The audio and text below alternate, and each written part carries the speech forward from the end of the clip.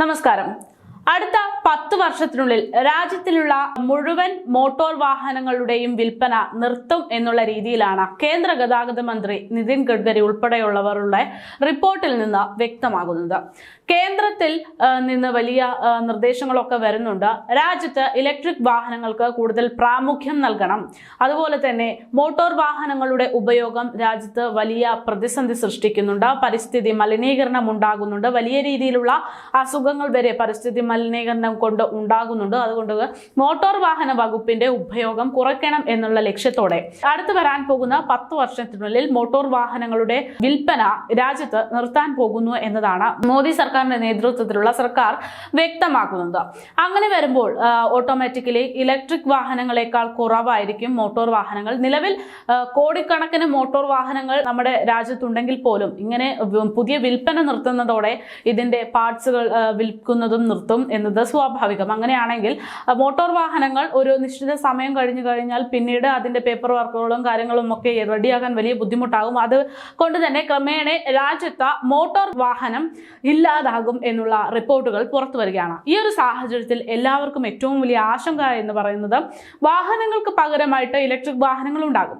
പക്ഷേ ഈ ഇലക്ട്രിക് വാഹനങ്ങൾ ദീർഘദൂര യാത്രയ്ക്ക് ഉപയോഗിക്കുക എന്നത് ഏറ്റവും വലിയൊരു പ്രതിസന്ധിയാണ്. കാരണം അതിന്റെ ചാർജ് അത്ര സമയമൊന്നും നിൽക്കാറില്ല. അതുപോലെ തന്നെ ചാർജ് ചെയ്യുന്നതിന്റെ സ്പീഡ്, അതായത് 1 മണിക്കൂറോളം സമയം ചെലവിട്ടിട്ടാണ് ചാർജ് ചെയ്യുക. അതുപോലെ തന്നെ നിരവധി സ്ഥലങ്ങളിൽ ഈ ചാർജിംഗ് പോസ്റ്റുകളില്ല എന്ന നിരവധി പ്രതിസന്ധികളൊക്കെ നിൽക്കുന്ന ഒരു സാഹചര്യമാണ് ഇന്ന് രാജ്യത്തുള്ളത്. എന്നാൽ ഇത്തരം പ്രതിസന്ധികൾക്ക് ഒരു ആശ്വാസമാകുന്നു, ഇലക്ട്രിക് വാഹന ഉടമകൾക്ക് ഒരു ആശ്വാസമാകുന്ന റിപ്പോർട്ടാണ് പുറത്തുവരുന്നത്.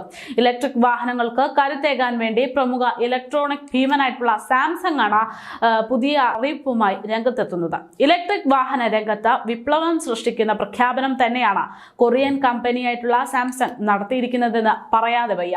കമ്പനി അടുത്തിടെ സിയോളിൻ എന്ന SNE ബാറ്ററി ഡേ 2024 എക്സ്പോയിൽ ഇലക്ട്രിക് വാഹനങ്ങൾക്കായി അവതരിപ്പിച്ച ബാറ്ററി കൊണ്ട് ഓട്ടോ മേഖലയൊട്ടാകെ ഞെട്ടിപ്പിക്കുന്നു എന്നതാണ് റിപ്പോർട്ട്.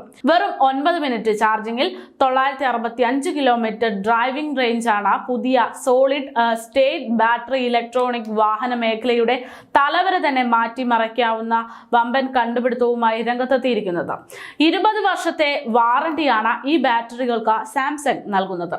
480 kW മുതൽ 600 kW വരെയുള്ള ചാർജ് ഇതിന്റെ ഭാഗമായിട്ട് ചാർജിങ്ങിനായിട്ട് ആവശ്യമാണ് എന്ന് കമ്പനി അറിയിക്കുന്നു.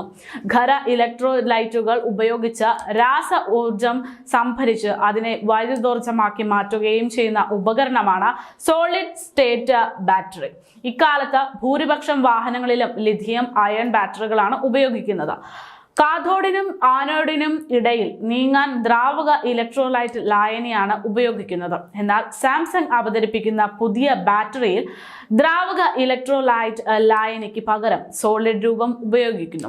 സാംസങ് ബാറ്ററിയിൽ ഖരവസ്തുക്കൾ ഉപയോഗിക്കുന്നതിനാൽ തന്നെ ഇവയ്ക്ക് ഭാരവും വലിപ്പവും കുറവായിരിക്കും. ദ്രാവകങ്ങളുടെ നീക്കം ഇവയിൽ ഇല്ലാത്തതിനാൽ ഇവ കൂടുതൽ സുരക്ഷിതമായിരിക്കും എന്നതാണ് വിദഗ്ധരുടെ അഭിപ്രായം. എത്ര ബാറ്ററിയിലായിരിക്കും ഇവ ലഭ്യമാക്കുക എന്ന കാര്യത്തിൽ ഇതുവരെ കമ്പനി വ്യക്തമാക്കിയിട്ടില്ല എങ്കിലും മോട്ടോർ വാഹന ഉപഭോക്താക്കൾക്ക് കൂടുതൽ സന്തോഷം നൽകുന്ന റിപ്പോർട്ട് തന്നെയാണ് പുറത്തുവരുന്നത്. അതായത് ചാർജ് ചെയ്ത് കളയുന്ന സമയം അത് നമുക്ക് ലാഭിക്കാൻ സാധിക്കും. അതുപോലെ തന്നെ ഇലക്ട്രിക് വാഹന ഉപഭോക്താക്കൾക്ക് ആശ്വാസമാകുന്ന പല റിപ്പോർട്ടുകളും പുറത്തുവരും. ഇപ്പോൾ നിലവിൽ മോട്ടോർ വാഹനങ്ങൾ ഉള്ളത് കൊണ്ട് തന്നെ പല സ്ഥലങ്ങളിലും ഇതുപോലെ ചാർജിംഗ് പോയിന്റുകൾ ഇല്ല എന്നത് ഒരു വസ്തുത തന്നെയാണ്.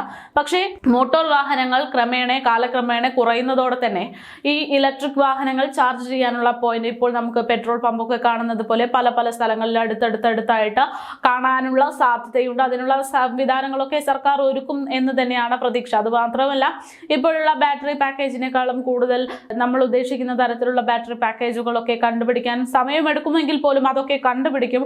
അതുകൊണ്ട് തന്നെ മോട്ടോർ വാഹനങ്ങളെ പോലെ തന്നെ ഇലക്ട്രിക് വാഹനങ്ങൾ മുന്നോട്ട് നമുക്ക് ദൂരയാത്രയ്ക്ക് ഉൾപ്പെടെ ഉപയോഗപ്രദമാകുന്ന രീതിയിലേക്ക് മാറ്റിയെടുക്കും എന്ന് തന്നെയാണ് ആ റിപ്പോർട്ടുകൾ വ്യക്തമാക്കുന്നത്.